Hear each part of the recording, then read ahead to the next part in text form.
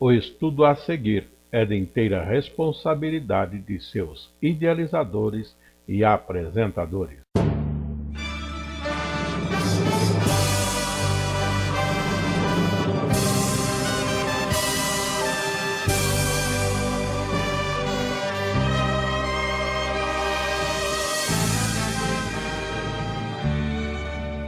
Estudos para a Escola Bíblica Dominical no quarto trimestre do ano de 2019. Estudo esse no livro de Êxodo. A lição presente é de número 11, com o título A Consagração de Arão e seus filhos. Esta lição é para as classes de jovens e de adultos da Escola Bíblica Dominical. A nossa leitura bíblica, ou leitura bíblica em classe, como alguns costumam chamar, está no capítulo 29 do livro de Êxodo, do verso 1 ao verso 11. E podemos estar fazendo em sequência a nossa leitura deste texto que diz para nós: isto é o que lhes has de fazer para o santificar, para que administrem o sacerdócio. Toma um novilho e 2 carneiros sem mácula, e pão asmo, e bolos asmos amassados com azeite, e coscorões asmos untados com azeite. Com flor de farinha de trigo o farás, e os porás num cesto, e os trarás no cesto com o novilho e os 2 carneiros. Então farás chegar Arão e seus filhos à porta da tenda da congregação, e os lavarás com água. Depois tomarás as vestes e vestirás a Arão da túnica e do manto do éfode, e do éfode mesmo, e do peitoral, e o cingirás com o cinto de obra de artífice do éfode. E a mitra porás sobre a sua cabeça, a coroa da santidade porás sobre a mitra, e tomarás o azeite da unção e derramarás sobre a sua cabeça, assim o ungirás. Depois farás chegar seus filhos e lhes farás vestir túnicas, e os cingirás com o cinto a Arão e a seus filhos, e lhes atarás as tiaras para que tenham o sacerdócio por estatuto perpétuo. E sagrarás Arão e a seus filhos, e farás chegar o novilho diante da tenda da congregação, e Arão e seus filhos porão as mãos sobre a cabeça do novilho, e degolarás o novilho perante o Senhor à porta da tenda da congregação. Estes são os versos da nossa leitura bíblica e o início do nosso estudo da lição número 11, a consagração de Arão e seus filhos. O nosso texto áureo é tomado no verso 44 desse capítulo. Todo o capítulo fala desta consagração, e o capítulo 44 diz: e santificarei a tenda da congregação e o altar, também santificarei a Arão e seus filhos, para que me administrem o sacerdócio. E neste texto áureo, consideremos Deus falando: eu santificarei a tenda, também santificarei a Arão. Na verdade, Moisés operando debaixo da ordem de Deus, mas era Deus, na verdade, fazendo esta santificação, esta consagração destes homens assim escolhidos por Deus, e que foi a nossa lição anterior, a de número 10. Dando sequência mais um pouco, para o nosso estudo, apresentamos o esboço com 3 subtítulos que são o nosso padrão no desenvolvimento das nossas lições, sendo o primeiro a santificação de Arão e seus filhos, as ofertas da consagração e, finalmente, Jesus, o eterno sumo sacerdote. Naturalmente, estudando nós Êxodo, vamos dar mais ênfase ao livro de Êxodo, mas este assunto da consagração podemos encontrar também no capítulo 8 e 9 do livro de Levítico. Lá encontramos mais detalhes. Na sequência do nosso estudo, consideremos na abertura da lição de hoje: Deus ordenou a Moisés que primeiro construísse o tabernáculo, depois separasse Arão e seus filhos para o sacerdócio, estabelecendo o vestuário apropriado. Na lição de hoje estudaremos a respeito do ato de consagração e purificação do sacerdócio, conforme as determinações de Deus. Assim, tendo esta consideração, uma questão sequencial, ordem para construir o tabernáculo, a chamada dos que vão ser sacerdotes, critérios da sua vestimenta, agora a consagração. Observe que falta aqui em Êxodo aquilo que nós vamos encontrar em Levítico, a orientação mais detalhada e completa para todo o ritual, toda a liturgia do tabernáculo.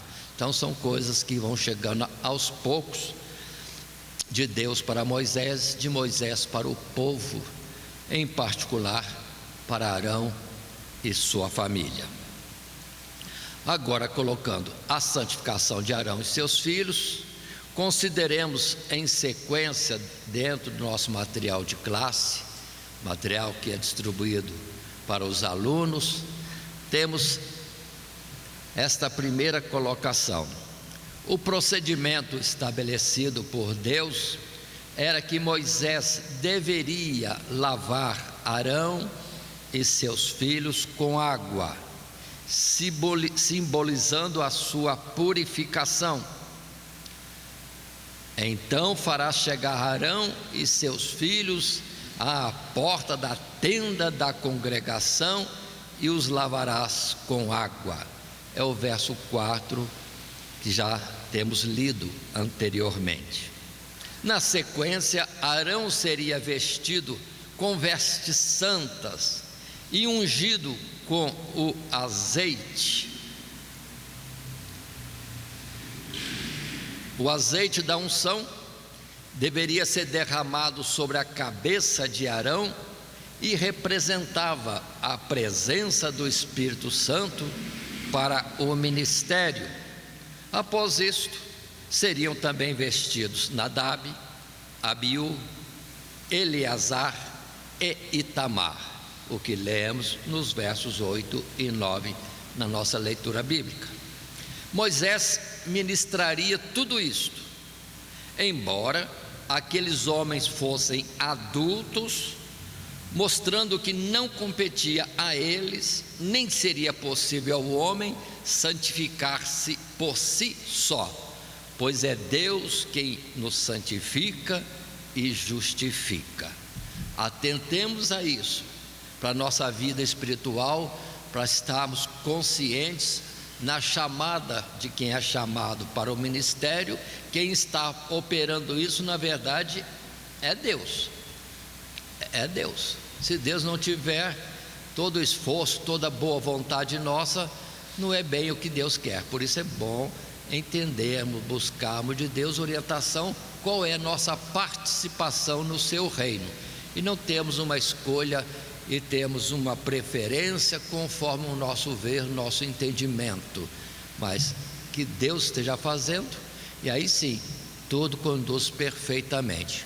porque é Deus que na verdade já separa, faz chegar a si e traz todas as condições necessárias para que espiritualmente possa ser realizado o ministério que Ele tem dado a cada um de nós. Muito bem, quero fazer primeiramente uma colocação que não é bem própria no texto aqui, mas serve para depois, porque nós temos a questão da unção. A unção é sobre a cabeça. Toda vez que se derramava o azeite era sobre a cabeça, no aspecto geral. Ungir alguém é o azeite santo já preparado por ordem de Deus adequadamente, que era derramado sobre a cabeça. Há unção de detalhes, mas são detalhes, como por exemplo, vamos ver daqui a pouco, que Arão e seus filhos são ungidos com azeite e com sangue, em partes especificadas do seu próprio corpo, mas de modo geral falou, unção é sobre a cabeça de Saul, a cabeça de Davi, sobre a cabeça de Salomão e assim sucessivamente, para entendermos depois que quando se fala da unção de Jesus pelaquela mulher que entrou naquele banquete, a mulher chegou e ungiu a Jesus no padrão normal, sobre a cabeça. Depois ela pode ter descido aos pés e ficou prostrada ali, onde houve sequência de ação, daquela sua demonstração de amor e gratidão a Jesus, porque ela não chegaria dentro do padrão normal para pôr-se aos pés de Jesus e ungir os pés. Só para entender que são 4 narrativas nos evangelhos que muitos tendem a colocar separados, mas na verdade todos os 4 complementam a mesma narrativa. Atentem para isso e para as lições decorrentes disto ao estudar a mulher que ungiu a Jesus.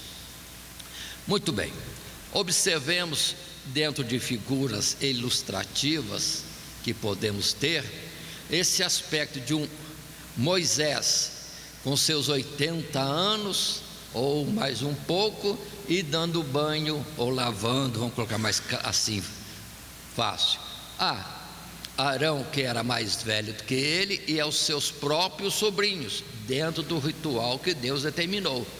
Ou seja, é Deus quem opera em nós a purificação, a santificação. E depois Moisés vai vestir a estes homens também, numa sequência de procedimentos. Primeiro, a Arão, o sumo sacerdote, com toda a sua roupagem de glória e ornamento estabelecido por Deus. E ainda na sequência, a unção de Arão com azeite santo, seria a sequência normal. E ainda, entendamos numa apresentação por desenhos como isso poderia ter sido feito. Ainda observando e na sequência que podemos tomar depois desta unção, aí sim ele vai também vestir os demais sacerdotes nas roupas básicas deles, que era tão somente o calção, a túnica, o cinto e a tiara na cabeça, ou a mitra, como nós chamamos também, ou turbante, são vários nomes. Observem isso. Interessante que os sacerdotes aqui nessa sequência não são ungidos agora, não são. Arão que recebe a unção neste momento e não os seus filhos. Por que seria? Seria conforme aquela palavra que Jesus foi ungido com uma porção maior do que os seus companheiros? É uma colocação que nós temos na Bíblia, mostrando que em Jesus estava a plenitude e a primazia de tudo. Em Jesus estava vamos dizer assim, plenitude do Espírito de Deus em seu próprio corpo, quando ele se fez homem. É o que é maravilhoso em detalhes assim.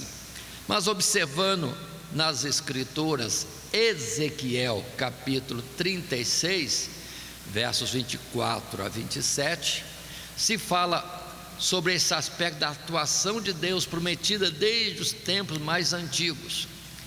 E Ezequiel falou desta forma, ou seja, Deus falou por Ezequiel, e disse Deus: e vos tomarei dentre as nações, e vos congregarei de todos os países, e vos trarei para a vossa terra.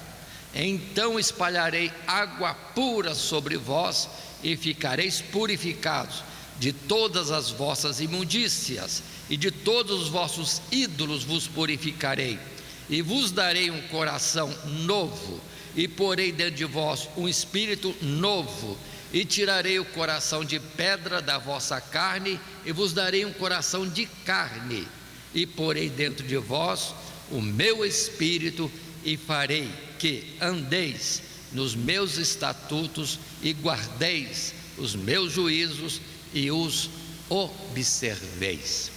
Observe, palavra clara que nós vamos cumprindo hoje, porque esses fatos falados no passado estavam apontando para esse chamado período da dispensação da graça, em que viriam pessoas de todos os povos, línguas, tribos e nações para servir o Senhor nosso Deus.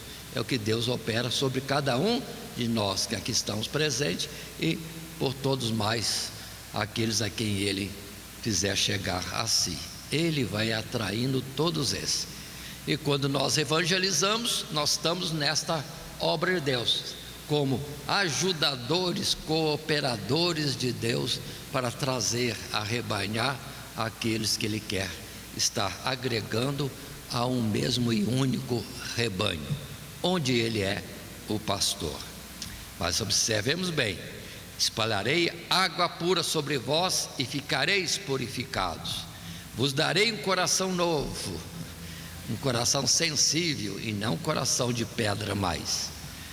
E isso Deus tem feito. Quantos de nós antes éramos idólatras, feiticeiros e muitas outras coisas, de um passado muito horrível que pudemos ter, uns mais, outros menos, mas não se gloria o que pecou menos, porque o pecado só já é suficiente para nos levar à condenação eterna. O salário do pecado é a morte, independendo da quantidade dele. Em Isaías 43, temos a colocação em que Deus fala por Isaías: eu mesmo sou o que apaga as tuas transgressões, por amor de mim, e dos teus pecados me não lembro.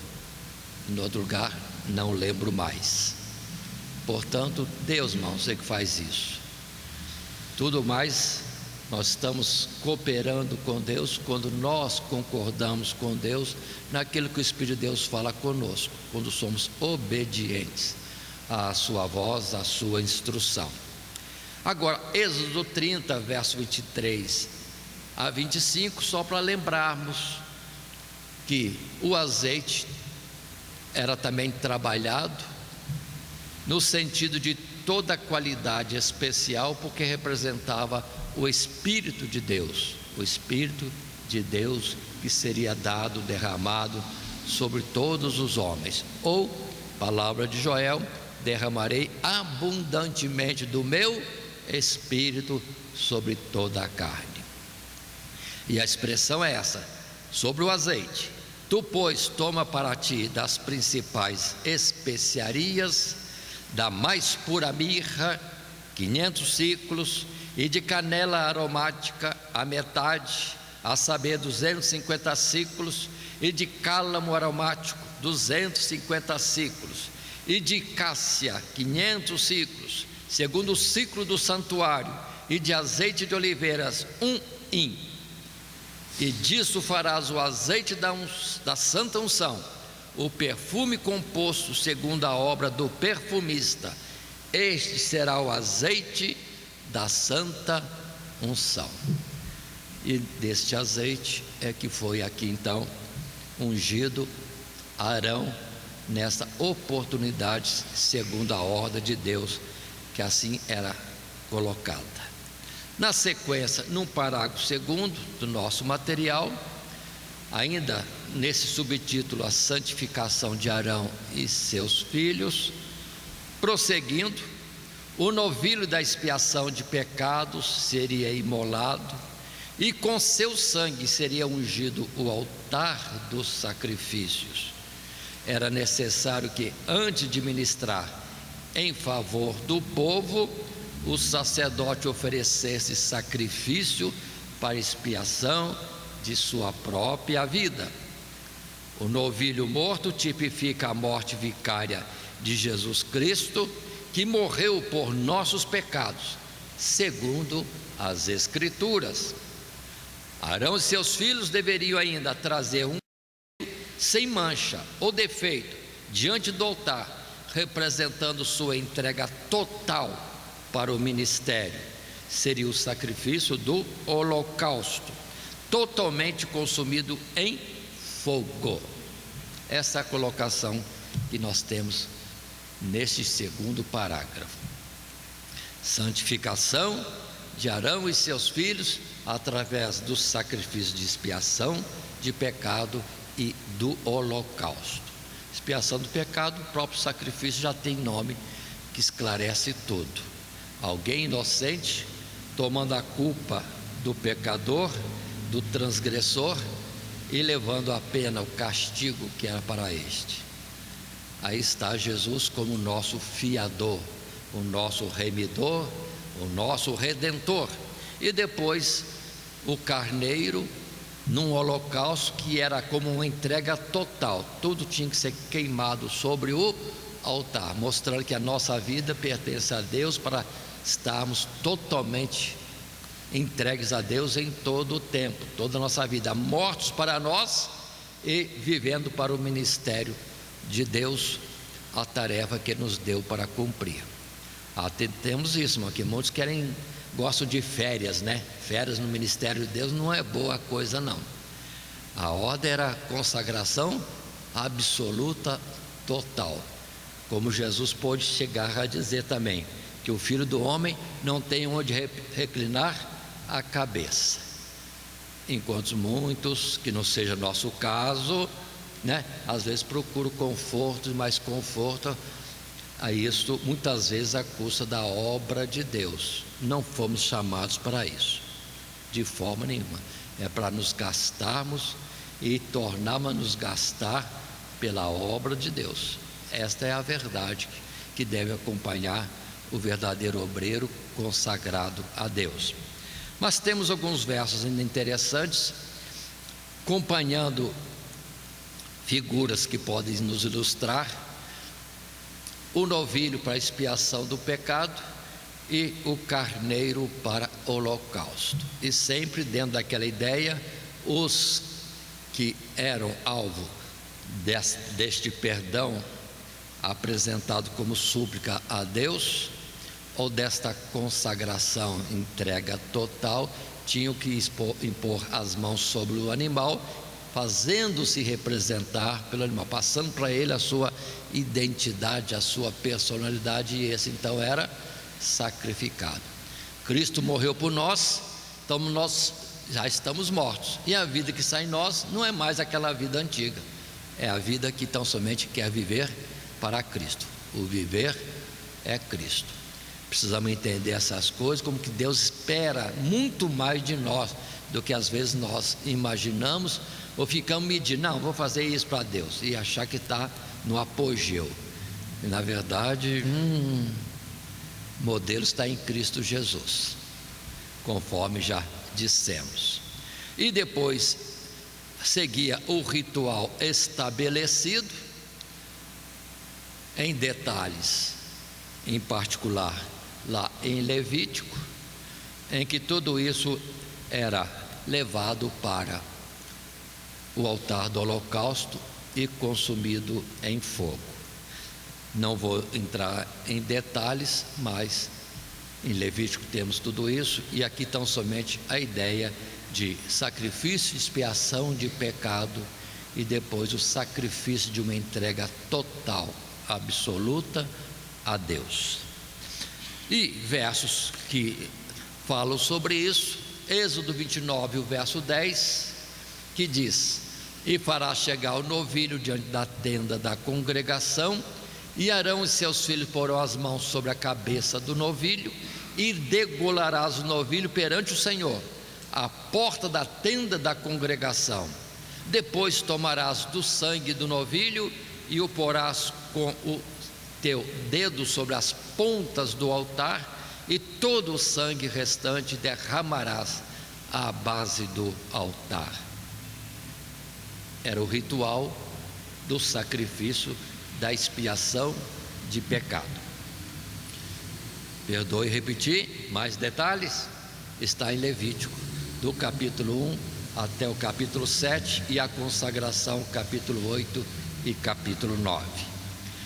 Quanto aquilo todo ser figura de Cristo Jesus e do tempo da graça, ou seja, o ministério de Jesus em nosso favor, em Coríntios 15, palavras simples que Paulo colocou e chegou a repetir em partes nesse capítulo 15: porque primeiramente vos entreguei o que também recebi, que Cristo morreu por nossos pecados, segundo as Escrituras. Por isso que Jesus foi chamado o Cordeiro de Deus, que tira o pecado do mundo. Perdoe falar assim, voltando à nossa figura aqui, Jesus é um novilho de Deus que tira o pecado do mundo. Perdoe mais uma vez, Jesus é, aí podemos colocar outras figuras, o pombo, né, que é imolado para perdão dos nossos pecados, ou o pombo de Deus que tira o pecado do mundo, e assim prosseguindo nas diversas figuras.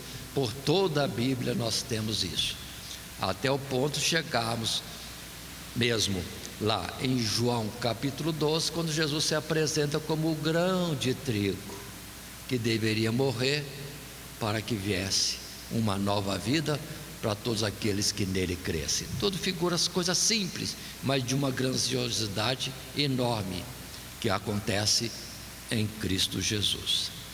Depois Pedro, no capítulo 1 da sua primeira carta, o verso 18 e 19: sabendo que não foi com coisas corruptíveis como prata ou ouro que fostes resgatados da vossa vã maneira de viver, que por tradição recebestes dos vossos pais, mas com o precioso sangue de Cristo, como de um cordeiro imaculado e incontaminado.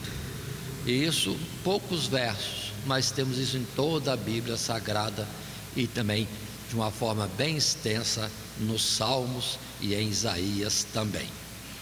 Prosseguindo nossa lição, passando para mais um item do nosso desenvolvimento deste assunto, a consagração de Arão e seus filhos, as ofertas da consagração. Muito bem,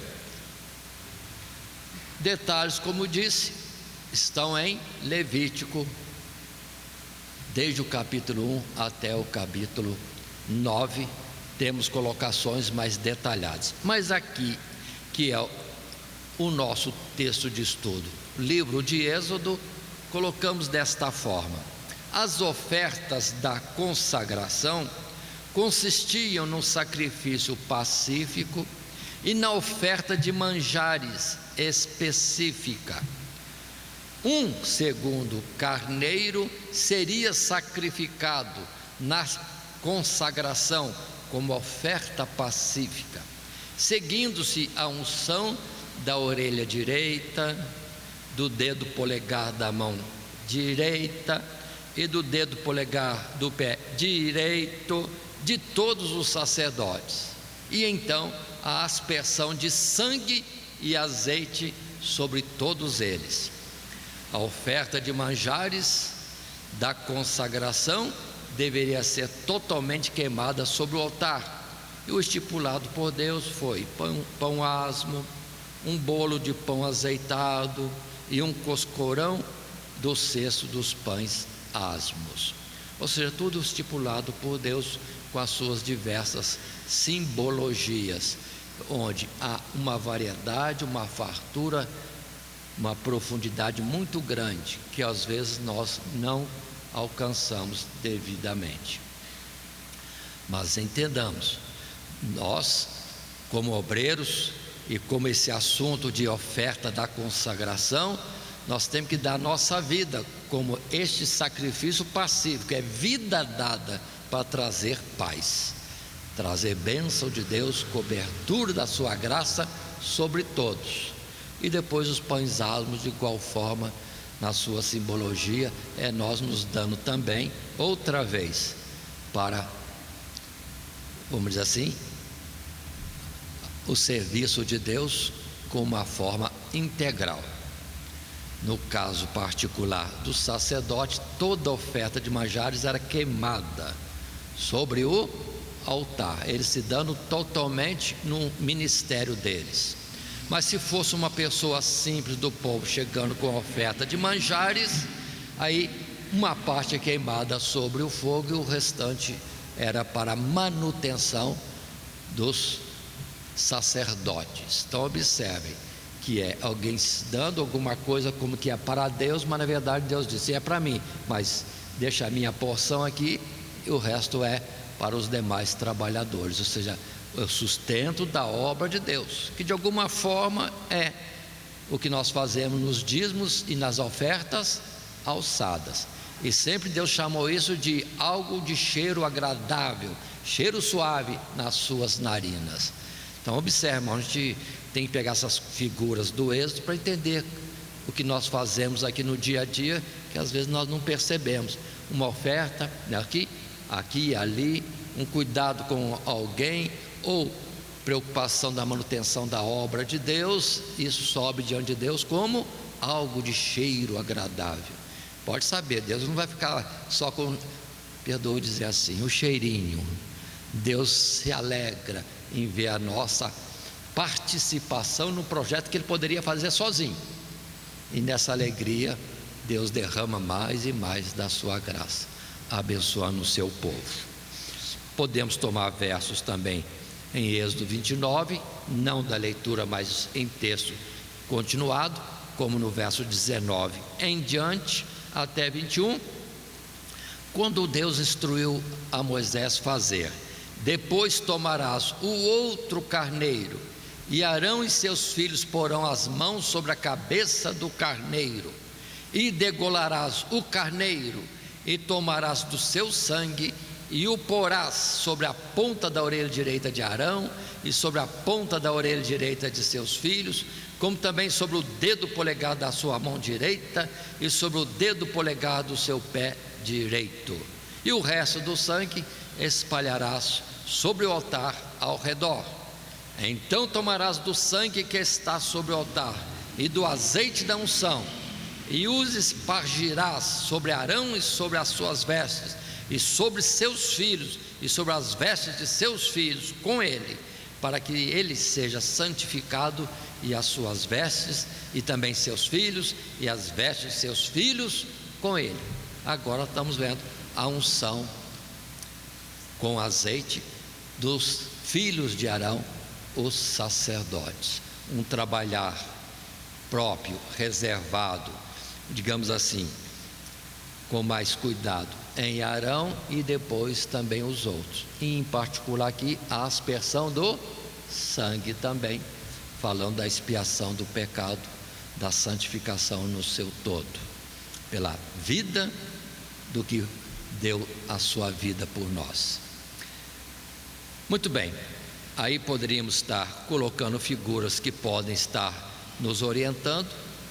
Aí o sacrifício pacífico, o imolar de um segundo carneiro. O primeiro carneiro foi holocausto, consagração total do obreiro, do sacerdote e sumo sacerdote. E agora ele se dando, ou dando a sua vida para trazer situação de paz no meio do povo. A continuidade desse assunto fala da oferta de manjares, e o escrito está no verso 23 a 25, na continuidade da leitura que fizemos antes, e que diz: e uma fogaça de pão, e um pão azeitado. Repito a leitura, verso 23: e uma fogaça de pão, e um bolo de pão azeitado, e um coscorão do cesto dos pães asmos que estiverem diante do Senhor. E tudo porás nas mãos de Arão e nas mãos de seus filhos, e com movimento o moverás perante o Senhor. Depois o tomarás das suas mãos e o queimarás no altar sobre o holocausto por cheiro suave perante o Senhor, oferta queimada ao Senhor é. E aí, numa figura ilustrativa, cesto de pães, bolos, asmos sendo levado para uma oferta a Deus. E lembremos também, em estudo anterior sobre o tabernáculo, que nós somos o pão, assim como somos luz do mundo, sal da terra. Deus nos chama também para sermos pão, para nós alimentarmos o mundo. São figuras importantes que precisamos estar compreendendo. Isso era feito com toda a sua simbologia. Agora, que eu queria destacar mais uma vez, perdoe a insistência, dízimos e ofertas alçadas são oferta ao Senhor. Nós precisamos ter essa ideia, não é oferta para isso, para aquilo, para esse irmão, para aquele, para socorrer esta ou aquela situação. Na verdade é ao Senhor, quando fazemos voluntariamente com alegria na causa de Deus. Precisamos ter essa noção. Continuando, portanto, dentro do ponto que paramos, ainda nesse subtítulo, as ofertas da consagração, num segundo parágrafo podemos ainda colocar: Arão e seus filhos deveriam deter-se ainda por 7 dias no santuário, como parte desta consagração, e a cada dia oferecer o sacrifício de expiação de pecados e holocausto, chamado de holocausto contínuo, pela manhã e pela tarde, colocado como propiciação contínua, simbolizando a propiciação alcançada no sacrifício de Jesus, feita uma única vez.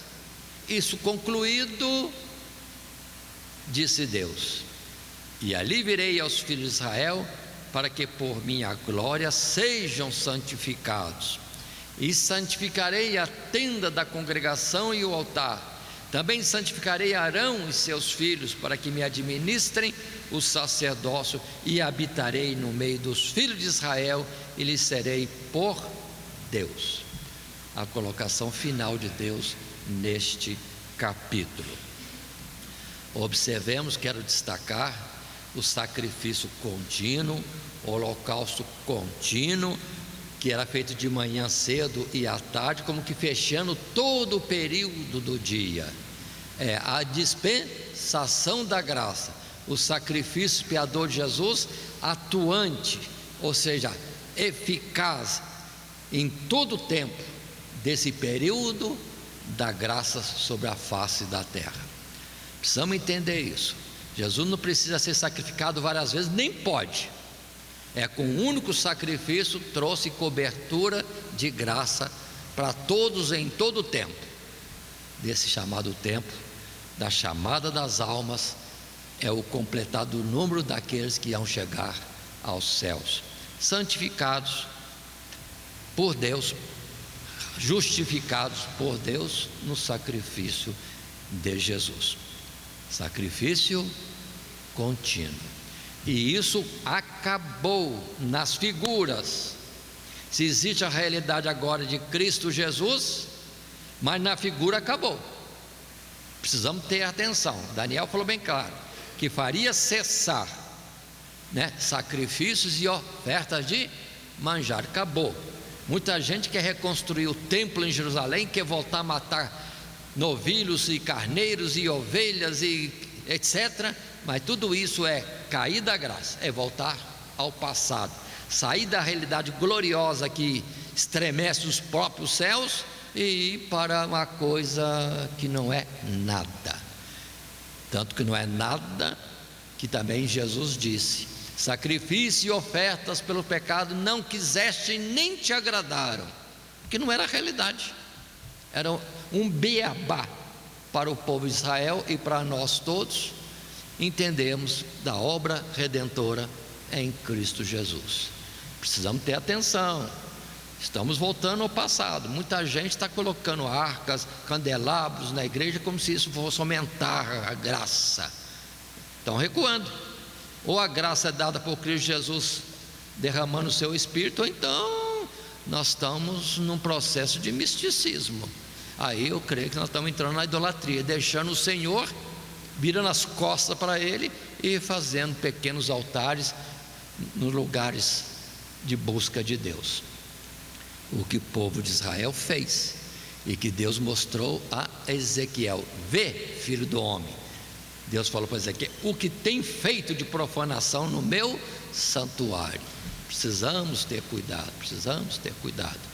É muita coisa que requer atenção. Então, por favor, voltando à separação de Arão e seus filhos, eles não foram para casa, terminou o expediente, opa, bateu o sinal. Nada disso. Ficar no santuário 7 dias significa agora de tempo total. Simbologia.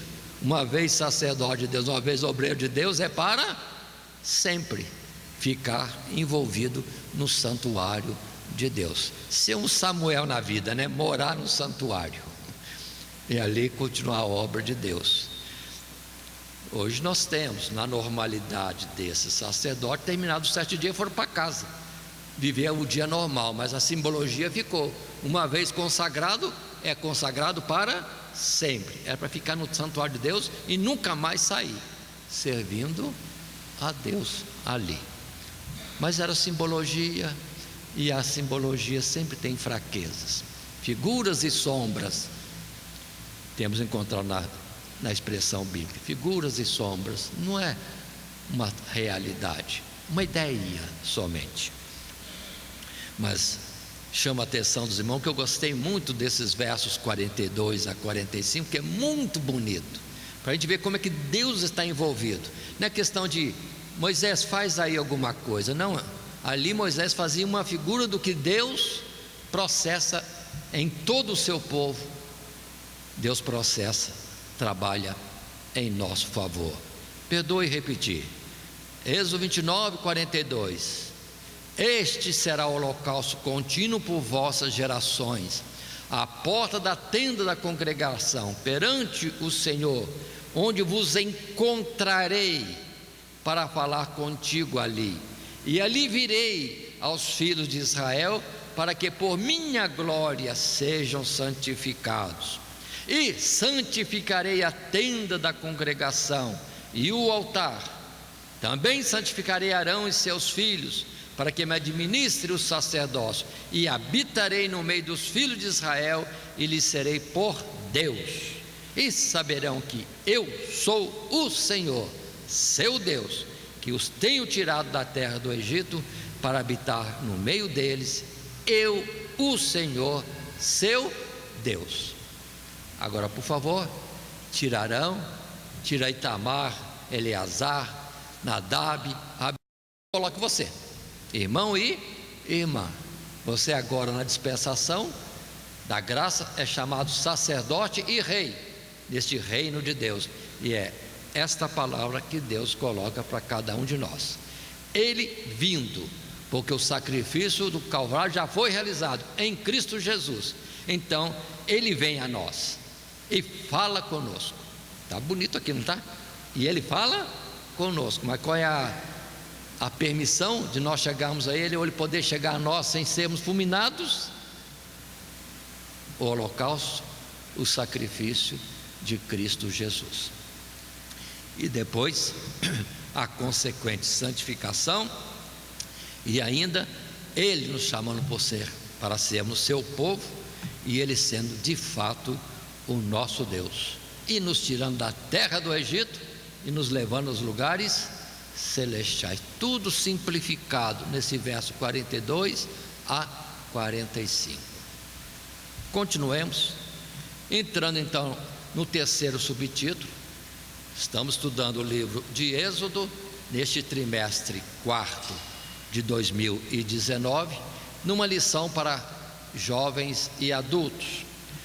E se a lição número 11 é a consagração de Arão e seus filhos, estamos agora no subtítulo terceiro, Jesus, o eterno sumo sacerdote. Pelas figuras e pela explicação já colocamos este assunto, mas falemos mais um pouco, porque é importante e é para a nossa edificação, para estarmos aprendendo e gravando melhor esta realidade. No primeiro parágrafo do nosso material de classe podemos encontrar sobre o fato de Jesus ser o sumo sacerdote dos bens eternos. Isso é encontrado em vários registros das Escrituras, em especial nos Salmos, em Zacarias e no livro aos Hebreus. É em Gênesis que encontramos a primeira referência a Melquisedeque como sumo sacerdote, e depois em Hebreus a extensa argumentação do escritor, mostrando nisto a referência expressa em relação a Jesus. O texto bíblico diz: primeiramente, é por interpretação Rei de Justiça, e depois também Rei de Salém, que é Rei de Paz, sem pai, sem mãe, sem genealogia, não tendo princípio de dias nem fim de vida, mas sendo feito semelhante ao Filho de Deus, permanece sacerdote para sempre. E assim, estes são os textos que nós estamos fazendo menção. Gênesis capítulo 14, verso 18: Melquisedeque, rei de Salém, trouxe pão e vinho, e este era sacerdote do Deus Altíssimo. E abençoou e disse: bendito seja Abraão, do Deus Altíssimo, o possuidor dos céus e da terra. E aquela observação: havia conhecimento de Deus na terra quando Deus chamou Abrão, só que Abrão tinha uma missão e Deus tinha uma obra especial nele, mas havia conhecimento de Deus na terra. Havia os semitas além de Abrão, precisamos entender isso, mas em Abrão uma obra especial. Seria como Abrão, ou nós pensamos, só tem Abrão? Não, Deus diria, ainda tem 7.000 por aí, numa figura, trocando assim as situações de Elias para o tempo de Abrão. Ou seja, irmãos, a obra de Deus está em toda a face da terra, e às vezes nós somos como alguém que está numa lagoa e achamos que a lagoa é o mundo todo, né? Tem muita coisa, e sobretudo Deus reina, Deus domina, Ele é o Senhor absoluto de tudo. Hebreus capítulo 7, verso 2, reforçando esta colocação, está escrito: a quem também Abraão deu o dízimo de tudo, e primeiramente é por interpretação Rei de Justiça, e depois também Rei de Salém, que é Rei de Paz, sem pai, sem mãe, sem genealogia, não tendo princípio de dias nem fim de vida, mas sendo feito semelhante ao Filho de Deus, permanece sacerdote para sempre. Essa colocação temos aí. Aqui aproveito para colocar outro ponto, que hoje vejo muitos dizendo: o dízimo é da lei, não precisa mais dar. Não, o dízimo não é da lei, não. O dízimo é aqui, está direto, é para entregar ao sumo sacerdote. Quem que é o sumo sacerdote hoje? É Jesus. Você não sabe onde que ele está, ou como que ele vai receber, em que banco ele tem a conta? Pergunta para ele. Mas que o dízimo tem que ser dado, tem que ser dado. E não é da lei, é da graça. E conforme já temos conversado isso em outras lições, quer bênção? Esteja em paz com Deus também nesse particular, porque em Malaquias a palavra é grave: me roubais. E depois sois amaldiçoados. Então precisamos entender essas coisas, que muita gente pega desculpas uns dos outros em falatório de quem não entende ou não estuda, não tem cuidado com a palavra e acha que é da lei, que agora está dispensado. Na graça Deus espera muito mais.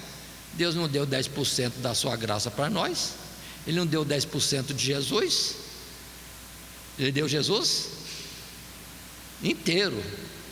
Então por isso que os primeiros cristãos, quando vinham para a casa do Senhor, tudo que era supérfluo, que era a mais da sua necessidade diária, davam. Ou seja, 100%? 100%? 100%. Que é a graça? É 100%. Que é lei? É 10%.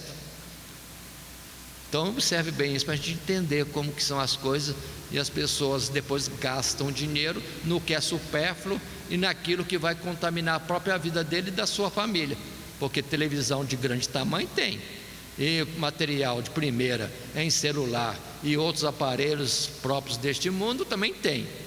E de graça de Deus, onde está o investimento na obra de Deus? Só para a gente entender tudo isso, irmãos, que é importante entendermos. Continuando, passando a um parágrafo segundo, nesse subtítulo terceiro, Jesus, o eterno sumo sacerdote. Em Salmos temos a declaração claríssima que diz: disse o Senhor a meu Senhor, assenta-te à minha mão direita, até que ponha os teus inimigos por escabelo dos teus pés. Jurou o Senhor e não se arrependerá: tu és um sacerdote eterno, segundo a ordem de Melquisedeque. Jesus não pertencia à tribo de Levi, mas seu sacerdócio era segundo a ordem de Melquisedeque. Era superior ao de Arão, superior ao sacerdócio de Arão, pois é anterior, não é de uma aliança que Israel depois quebrou, e é um sacerdócio que também reina, ou seja, é rei e sacerdote.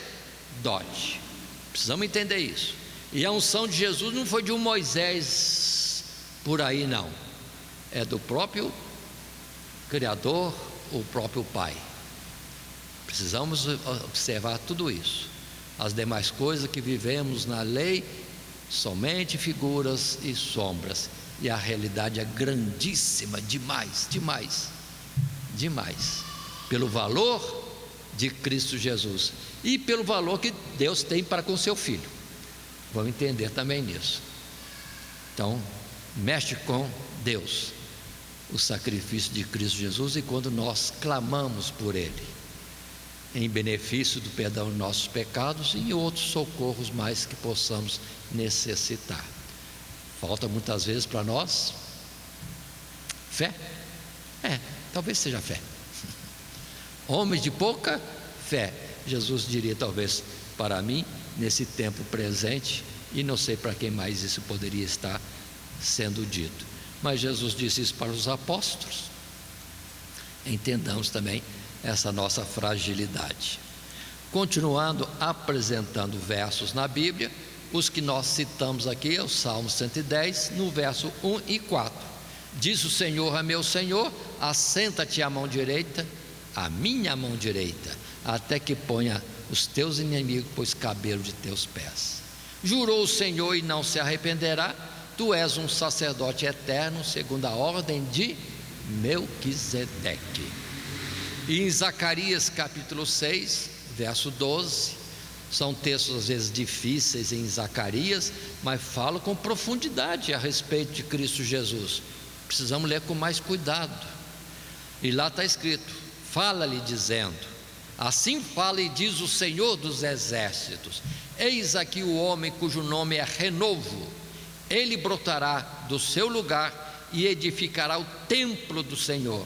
Ele mesmo edificará o templo do Senhor e levará a glória, e assentar-se-á e dominará no seu trono, e será sacerdote no seu trono, e conselho de paz haverá entre ambos.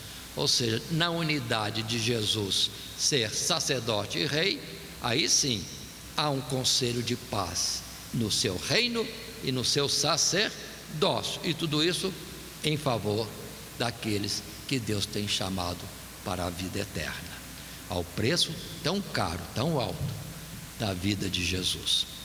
São lindas essas coisas, irmãos, que Deus nos dê graça para entender essas figuras, né?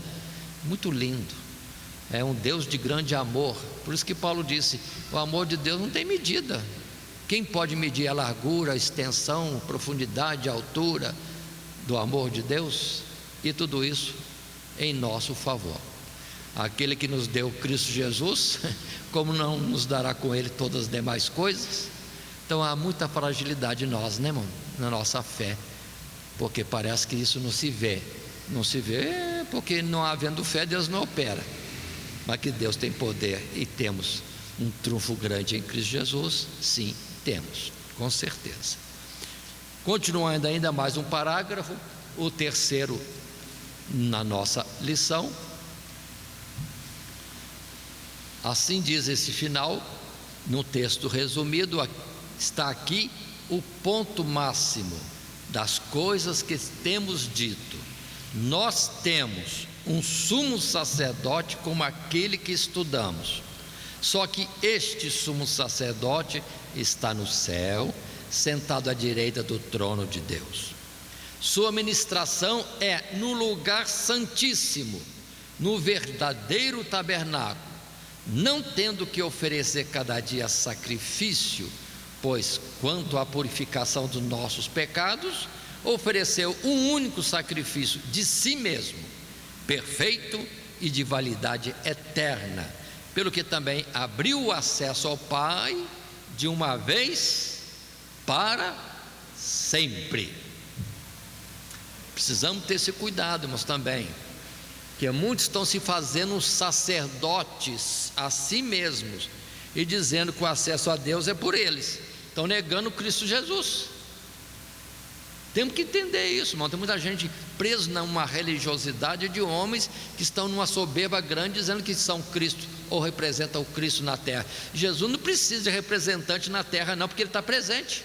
Estarei convosco até a consumação dos séculos. Palavra clara. E nós vimos naquele texto que eu destaquei, Êxodo 29, 42 a 45. Por causa de Cristo Jesus, Deus vem a nós falar conosco. E pela expressão, a iniciativa é dele. Jesus morreu em nosso favor, então Ele desce para falar conosco. Perdoe-lhes fazer dessa forma repetidamente.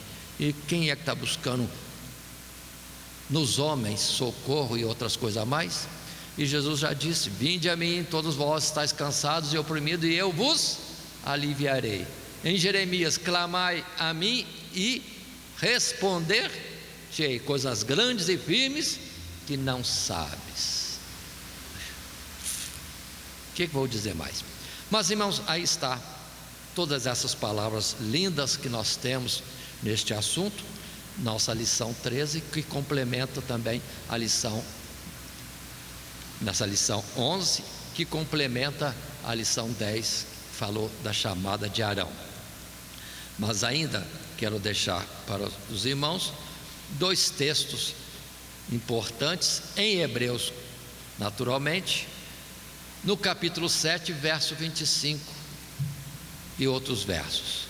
Portanto, Jesus pode salvar perfeitamente os que por Ele se chegam a Deus, vivendo sempre para interceder por eles, porque nos convinha tal sumo sacerdote, santo, inocente, imaculado, separado dos pecadores e feito mais sublime do que os céus, que não necessitasse, como os sumos sacerdotes, de oferecer cada dia sacrifícios, primeiramente por seus próprios pecados e depois pelos do povo, porque isso fez ele uma vez, oferecendo-se a si mesmo.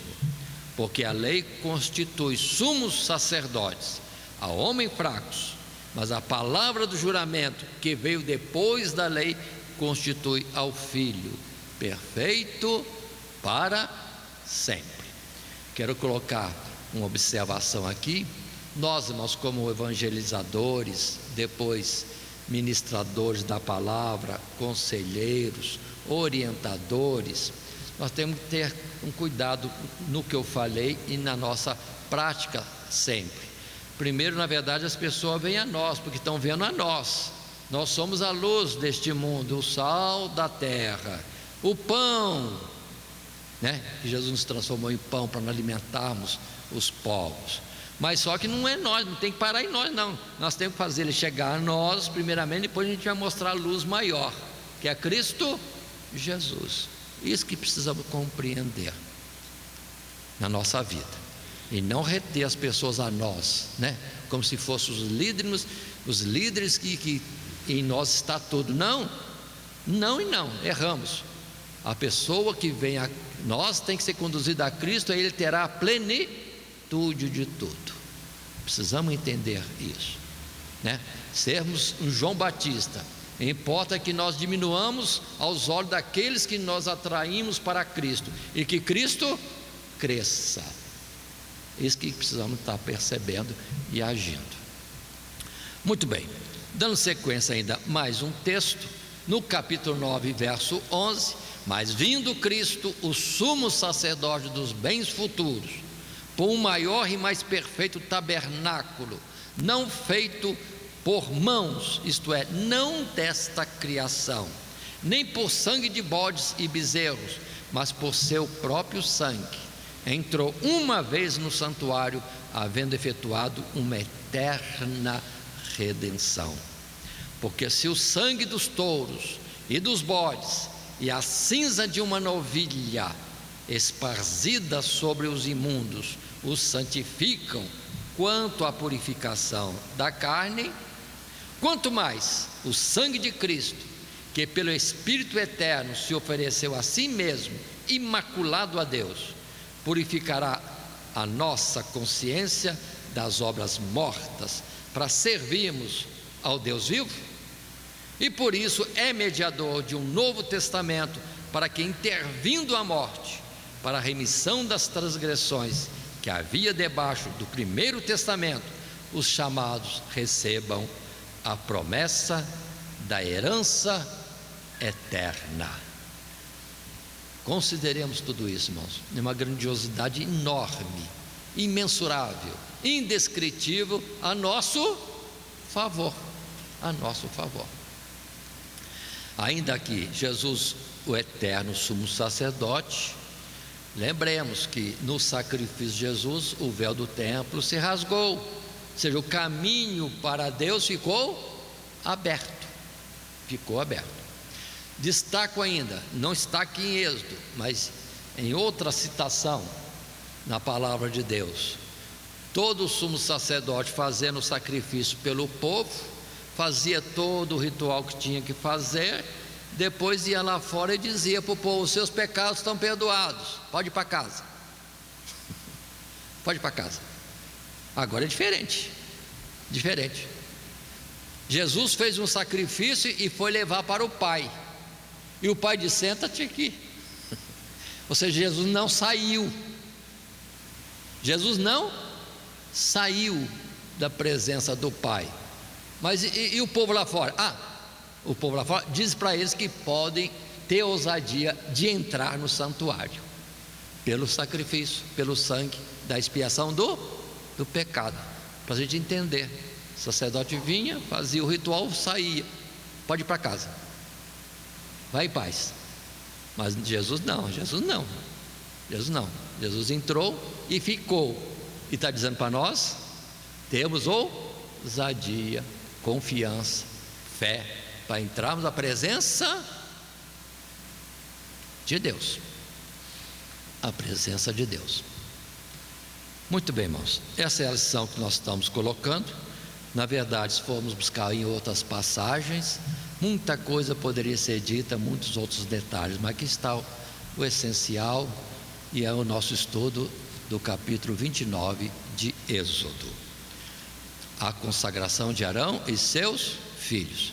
E concluindo nossa lição, Deus estabeleceu o sacerdócio e as cerimônias de purificação e consagração. Essas cerimônias apontavam para o sacrifício perfeito, e o sacerdócio eterno de Cristo. Ele se ofereceu como holocausto em nosso lugar. Sem Cristo, jamais poderíamos nos achegar à presença santa e eterna de Deus e ter comunhão com Ele. Mas agora, isso é contínuo, não é numa data estabelecida num calendário. Não. Hoje podemos ter uma penetração, um achego melhor e mais íntimo para com Deus. A palavra é: arrependei-vos e voltai-vos para Deus, que João Batista colocou primeiramente, ou seja, tendo arrependimento, já tendo sido feito o sacrifício da expiação do nosso pecado, o que falta? Voltar para Deus. Só voltar? Não, voltar e andar, aproximar-se de Deus, para bem perto dele.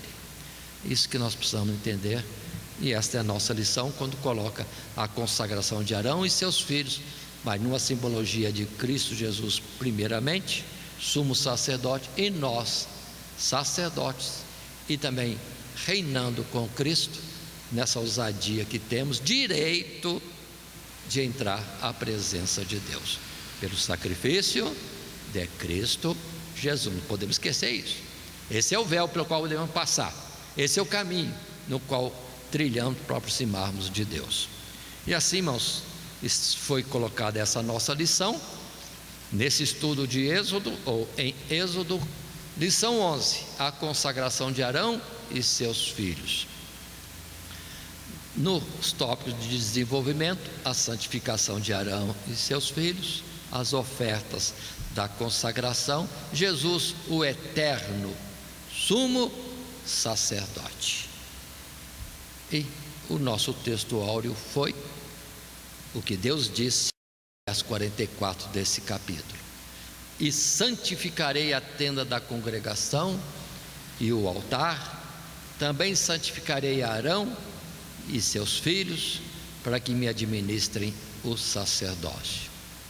Deus tem santificado a tenda da congregação, onde estiverem 2 ou 3 reunidos, aí estarei presente, Jesus disse. Também santificarei a Arão, seus filhos, aos irmãos todos, e às irmãs também, e a tantos quanto o Senhor Deus fez chegar a Ele por Cristo Jesus. Nós todos estamos aqui em Arão e seus filhos. Então tira Arão, representando Jesus, mas nós estamos com Jesus, e é a palavra que ele diz: eis-me aqui com os meus filhos, os meus irmãos, chegando diante de Deus. Deus não se envergonha, ou Jesus não se envergonha de nos chamar irmãos. Que Deus assim nos abençoe em Cristo Jesus. Amém. Todo dia, toda hora, muito mais prazer em ouvir. Radionet Grata Nova. Web Rádio, a qualidade que faz a diferença, cada vez mais necessária. Rede Grata Nova de Evangelização. Acesse nosso site www.horadadecisão.com.br. Hora da Decisão, tudo junto, sem acento.